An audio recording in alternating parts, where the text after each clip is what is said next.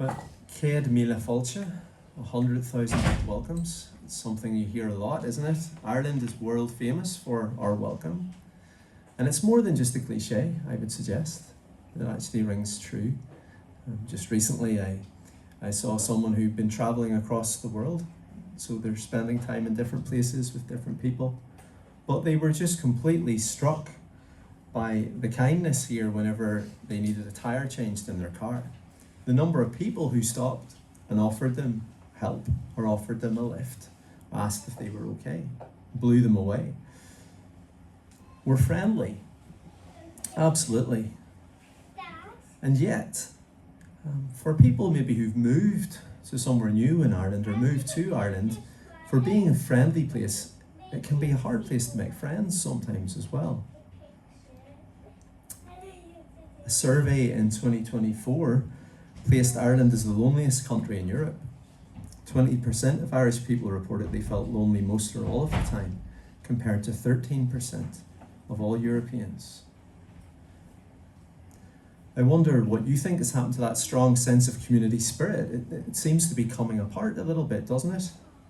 There's social change and we're coming apart. People are on the move. There's more opportunities to move with your education or your job from where you grew up. And maybe sometimes those who are elderly see their family come and go. And the community change all around them. And maybe even their friends begin to die and things become lonelier. Those who have gone to somewhere new might struggle as they are new people in old places where they find that the people who are there have gone to school there, have family and friends there, and aren't just as open to new connections. And then there's technological change, isn't there? Like more and more we connect on our phones. We spend time there, we connect with each other socially in that way. And yet, more and more we're being guided by algorithms that lead us down trails to what we want to hear, what we prefer, and actually can separate us out from each other. People talk about the splinter net or the balkanization of the internet. It's all breaking up. And we might even have the possibility of AI, of making a robot friend, if you like. Artificial intimacy, it's actually offered. It's a response to loneliness and isolation, isn't it? But it's not a human connection through love. I don't know how you feel about that. But then there's the political change which sees us come apart. Seems with the culture wars, with the polarization of views between left and right, liberal and conservative, that we're being driven apart. And it has found its way here to Ireland as well. It can leave us arguing with each other and very little space in the middle for reasonable conversation. Part of that is seen in the topic of immigration. For some, people moving to Ireland are seen as a threat, taking resources of those who live here. But also for others who want to have a genuine conversation about immigration, and they feel they're not being heard by the government. So I don't know if any of you follow Garan Noon, who's the guy on social media who says, "Follow me, I'm delicious." He's a comedian and a musician from Mayo, over in the West. But he gave a few opinions this week on immigration, which were just creating a conversation. He wasn't being racist or he wasn't being anti anyone who doesn't come from Ireland. He was just starting a conversation. But the backlash he received has seen him completely come away from social media, has seen him close down. And that backlash is facing its own backlash, where people are saying, hey, we need to be able to talk about these things. We can't remain over here and over here. We need to have ground in the middle to talk. But it seems that more and more we're apart. The world is fracturing. So sure, the safest place to be is just to beat a hasty retreat and pull the duvet over your head. It might feel like it, right? To retreat, to be secluded from the harshness of other humans. And yet when we do that, we only feel the lack of company and kindness all the more, because there's something in us made for relationship. I'd suggest we're coming apart because of a change that happened in the world very close to the beginning. When we open the pages of our Bibles, it gives a deeper reason.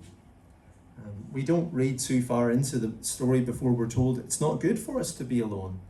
And so Adam finds intimacy with Eve, and yet they don't get too far before their relationship knows distancing. We live in a world where we feel the distance, but it only makes us ache all the more to find a place of belonging. Where do we belong? What about Patrick? Where did he belong? Well, like many people in Ireland today, Patrick was no stranger to feeling isolated. He was separated from his family at a young age. He was enslaved in Ireland.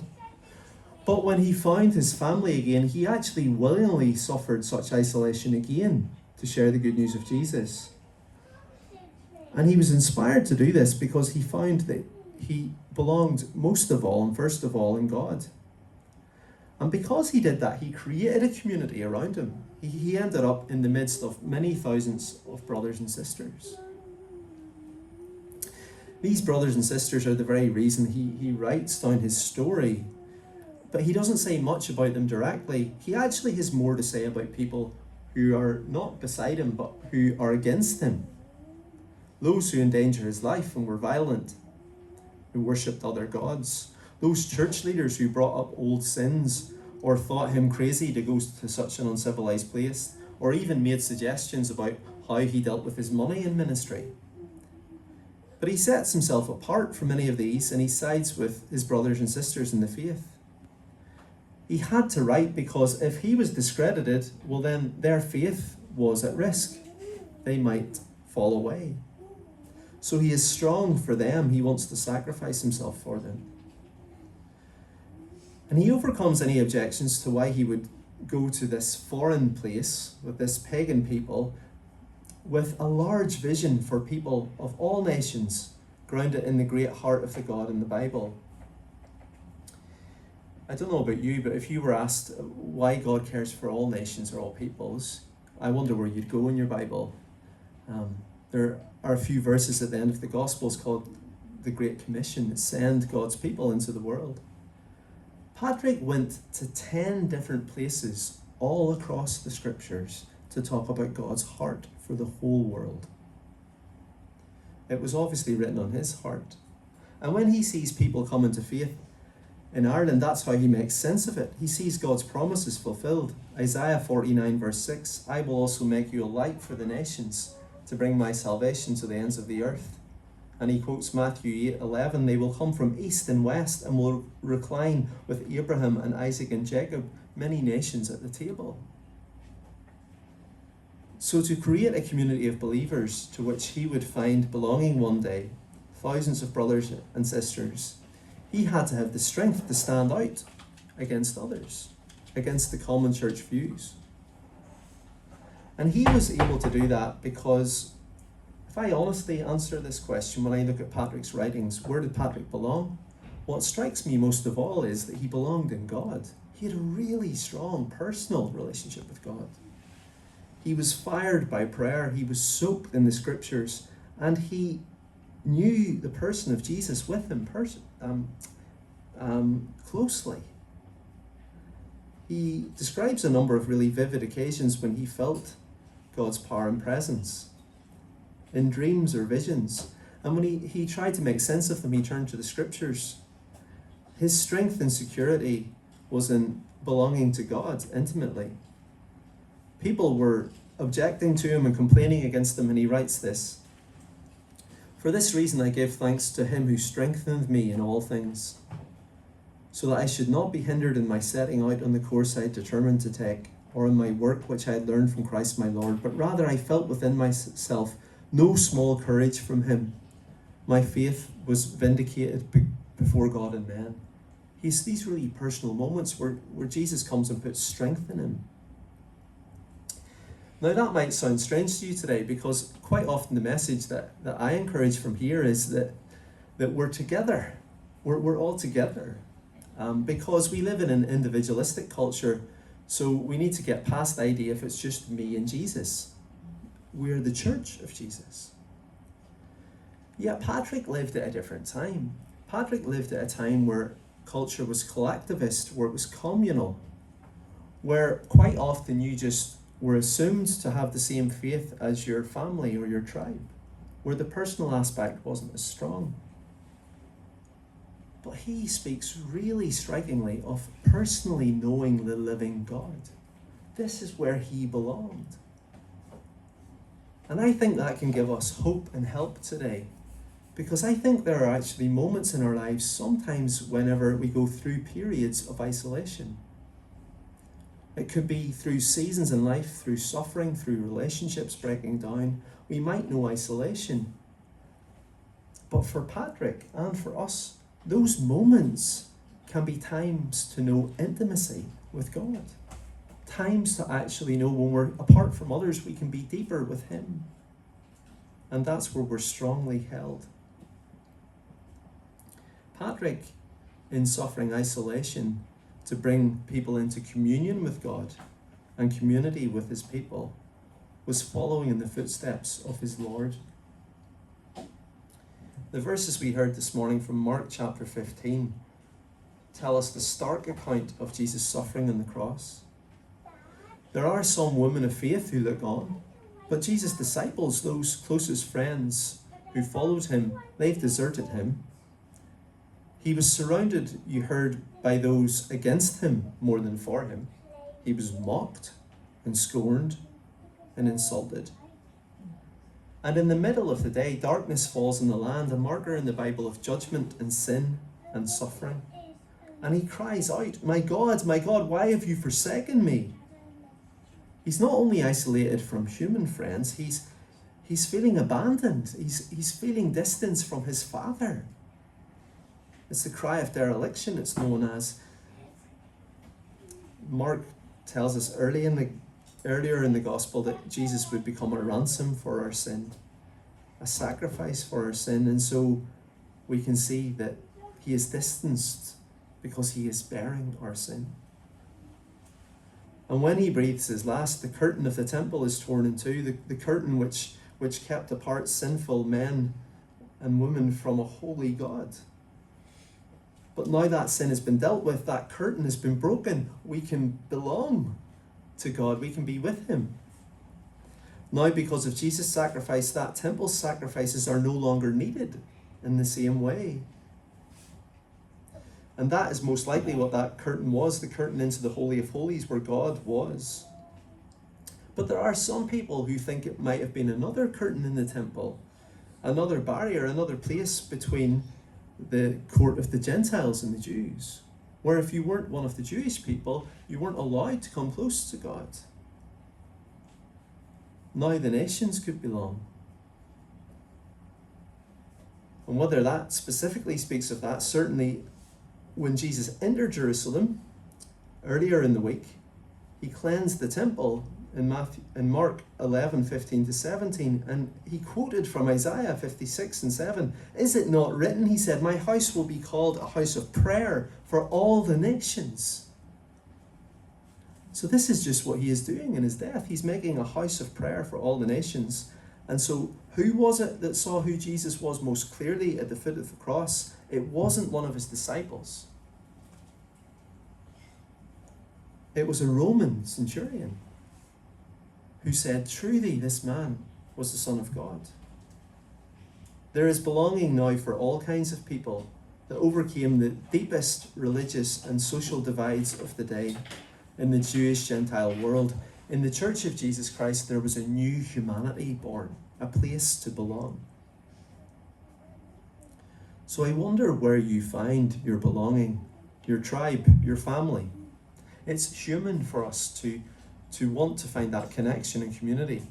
We're not created to go it alone. For some people today, sport is where they find it. Rise Again, it's the GAA advert here. And in 2014, a sociologist, Tom English, working in Dublin, interviewed 100 Irish people to see where they found meaning in life.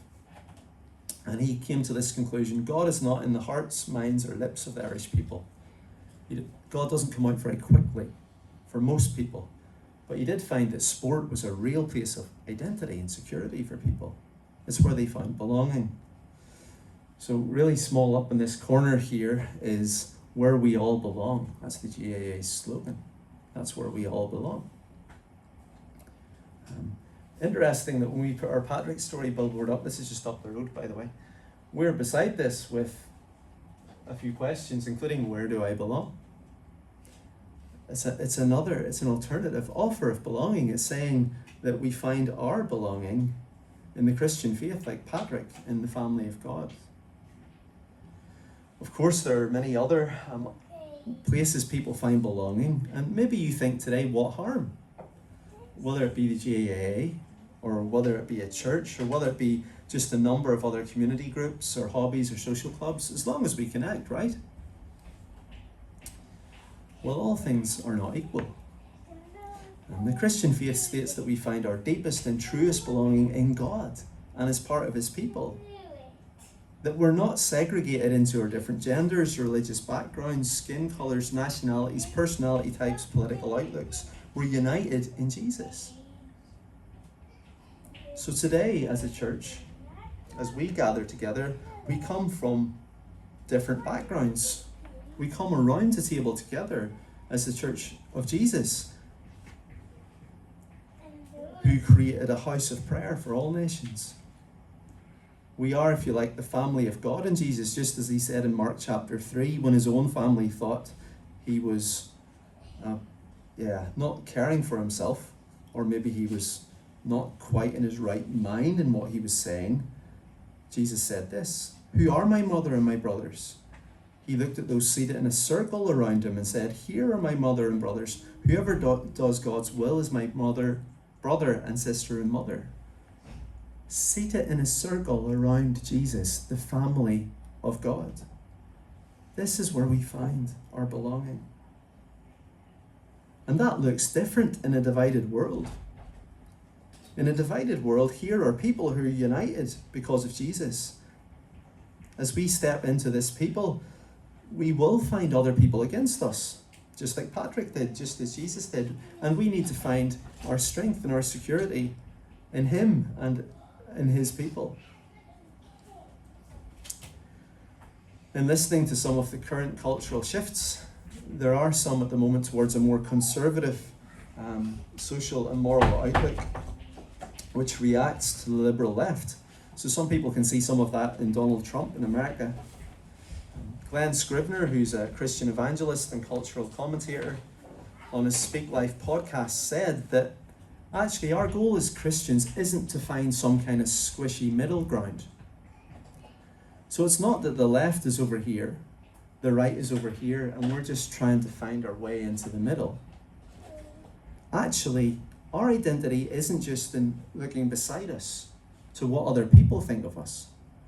We look up. We go up from that, and we look up to who we are created to be in God.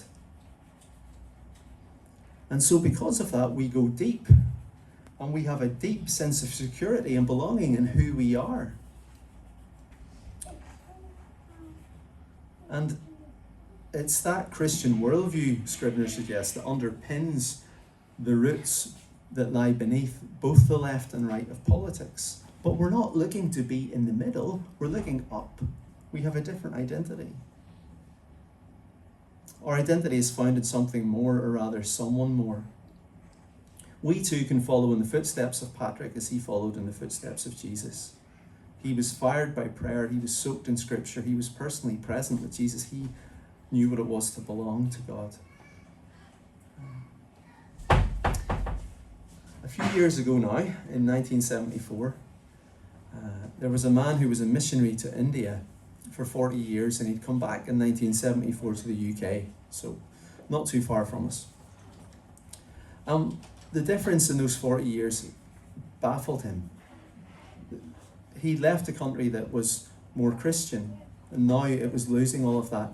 And some of the skills he had learnt in India to be able to relate to people and connect them to Jesus, he saw that the church here would need to introduce people to Jesus. And he was asking the question, how can people be persuaded and convinced of the truth of the good news of Jesus today? And in 1989 he said this, how is it possible the gospel should be credible, that people should come to believe the power which is the last word is represented by a man hanging on a cross. The only answer, he says, the only understanding of the gospel is a congregation of men and women who believe it and live by it. That man's name was Leslie Newbegin. If you're wanting to explore where to find belonging or a secure identity or even what God is really like, the best place to look is always to the person of Jesus, on the pages of the Bible, but in the company of his people. In a world which is coming apart, we can come to discover how Jesus is, through his death and resurrection, bringing all things together. And the community that we share together, the belonging that we know, is a foretaste of what he is doing in the end. Let's pray together.